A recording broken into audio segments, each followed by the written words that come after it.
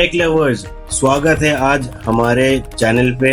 आज हम आपके लिए लैपटॉप और डेस्कटॉप्स में स्टोरेज की दुनिया में क्या क्या अलग अलग ऑप्शंस आते हैं उसके बारे में बात करेंगे। मार्केट में इतने सारे ऑप्शंस होने की वजह से आप इजीली कंफ्यूज हो जाते हैं कि कौन सी स्टोरेज हमारे कंप्यूटर में लगाई जाए। पर चिंता मत कीजिए, इस वीडियो के एंड तक आपको अपने नीड्स के हिसाब से सही स्टोरेज चूज करने का पूरा नॉलेज मिल जाएगा। आइए शुरू करते हैं। हेलो फ्रेंड्स, मैं तला सिद्दीकी हूँ और वीडियो में हम डिफरेंट टाइप ऑफ स्टोरेज के बारे में जानेंगे। चूज करने के रीजंस और कुछ टॉप रिकमेंडेशंस भी आपको दिए जाएंगे। स्टोरेज बहुत ही अहम चीज है। इसमें हम लोग अपना इम्पोर्टेंट डेटा स्टोर करते हैं, चाहे वर्क से रिलेटेड फाइल्स हो, चाहे घर का कोई फंक्शन हो, चाहे मूवीज का कलेक्शन हम लोग रख रहे हो, सभी कुछ स्टोर करने के लिए एक स्टोरेज चाहिए होती है। यहाँ पे आज हम लोग बताएंगे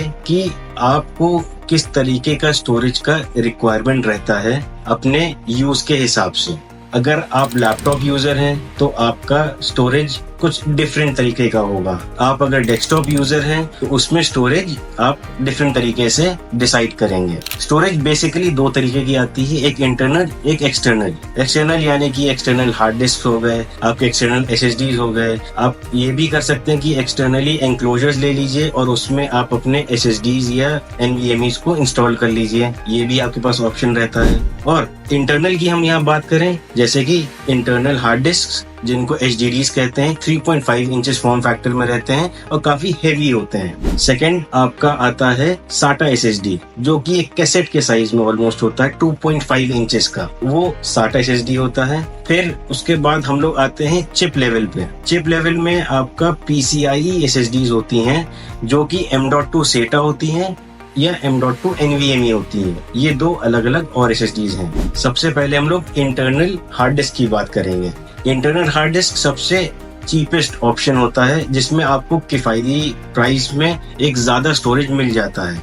इंटरनल हार्ड डिस्क आपका मेजरली सीगेट और WD की लोग यूज करते हैं और तोशिबा भी परचेज करते हैं। इनमें मैकेनिकल डिस्क होती है जो कि RPM पे रोटेट करता है। 5400 RPM, 7200 RPM, ये डिफरेंट RPM के हिसाब से आपके इंटरनल हार्ड डिस्क होती हैं। इनकी रीड राइट स्पीड बहुत ही बेसिक रहती है, अप टू 100 Mbps इनकी स्पीड आती है और बहुत ही बजट फ्रेंडली रहता है इसमें आपके लिए। इंटरनल हार्ड डिस्क से बेटर थोड़ा एक ऊपर नॉच लेवल हम ऊपर जाएंगे तो आपको मिलेंगी SATA SSDs, जो कि 2.5 इंचेस के फॉर्म फैक्टर में होती है और उसकी रीड राइट स्पीड काफी बेहतर होती है। तकरीबन 500 to 550 Mbps आपकी इसमें स्पीड आएगी और इसको लगाने से डेस्कटॉप काफी ज्यादा फास्ट हो जाता है।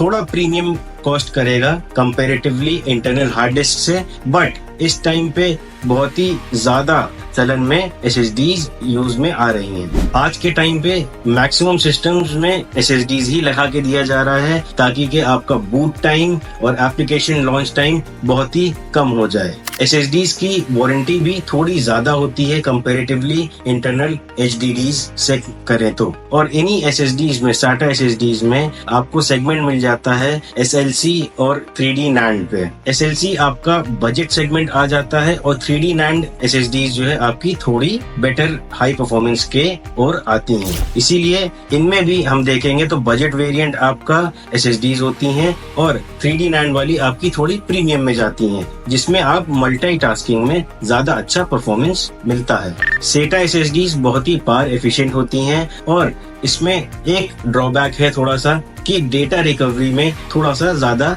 मशक्कत करना पड़ता है कंपैरेटिवली इंटरनल HDDs से। SATA M.2 आपका सिर्फ एक इंटरफेस चेंज करता है SATA 2.5 इंच कैसेट वाली SSD से। स्पीड दोनों की सेम रहती है, बस वो आपका कैसेट के साइज में होता है और वो SATA केबल से मदरबोर्ड पे कनेक्ट करा जाता है। आपका M.2 SATA जो है वो डायरेक्टली PCB पे इंस्टॉल करा जाता है। अब हम आते हैं सबसे लेटेस्ट टेक्नोलॉजी पे, जो कि है M.2 NVMe। ये कुछ सालों से बहुत ही ज्यादा यूज में है और जितने भी प्रोफेशनल्स हैं वो इसी SSD को इस्तेमाल कर रहे हैं।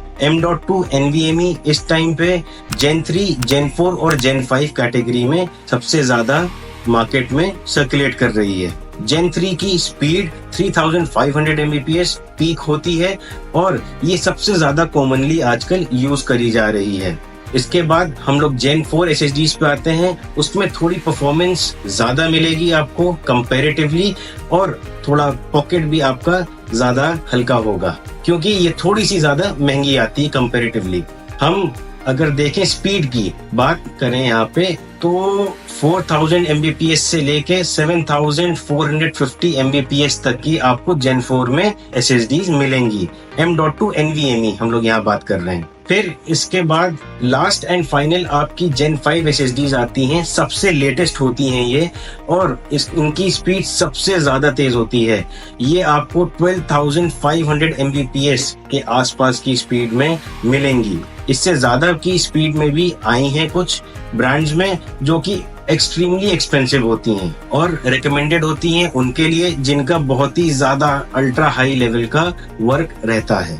अभी हम लोग ने बहुत सारे स्टोरेज डिवाइसेस अलग अलग तरीके के डिस्कस करें, इसमें आप कौन सा यूज करें। अब मेन सवाल ये है, हमें अपना सबसे पहले हार्डवेयर चेक करना है कि क्या सपोर्ट करेगा। वैसे तो इंटरनल HDDs और SSDs SATA फॉर्म फैक्टर की जो है कैसेट वाली 2.5 इंचेस की ऑलमोस्ट सभी लैपटॉप्स और डेस्कटॉप सपोर्ट करते हैं। अगर आपका सिस्टम कुछ ज्यादा पुराना नहीं है और हाल में ही लिया है आपने, यानी कि 4-5 साल के अंदर, तो उसमें मोस्ट प्रोबेबली आपके पास M.2 स्लॉट होगा, चाहे लैपटॉप हो चाहे डेस्कटॉप हो। तो उसमें आप एक बार वेरीफाई करें अपने हार्डवेयर के बारे में कि M.2 SATA वो सपोर्ट करता है कि M.2 NVMe, क्योंकि दोनों का वोल्टेजेस अलग होते हैं।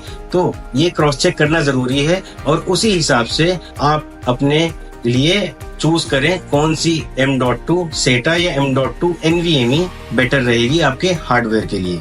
यहाँ पे आपको वर्क पर्पस भी देखना है और अपना बजट भी देखना है। दोनों को देखते हुए आप अगर M.2 NVMe के लिए एलिजिबल हैं या आपका हार्डवेयर सपोर्ट करता है वो, उसी हिसाब से अपना जनरेशन 3, जनरेशन 4 या जनरेशन 5 की SSD M.2 NVMe परचेज करें। और अगर आप M.2 NVMe Gen 3 सपोर्ट करता है हार्डवेयर तो आप उसमें Gen 4 भी लगा सकते हैं, Gen 5 भी लगा सकते हैं, बट वो डाउन क्लॉक होके स्पीड उनकी आपको मिलेगी। रेकमेंड करते हैं कि आप SSDs जो सी भी लें अच्छे ब्रांड में लें, जैसे WD, सैमसंग, XPG, गीगाबाइट या आपकी कॉर्सेर। और भी कुछ हैं ब्रांड्स इनके अलावा जो काफी अच्छे स्टोरेज सोल्यूशन प्रोवाइड करते हैं। Thank you for watching this video. Please like, share and subscribe.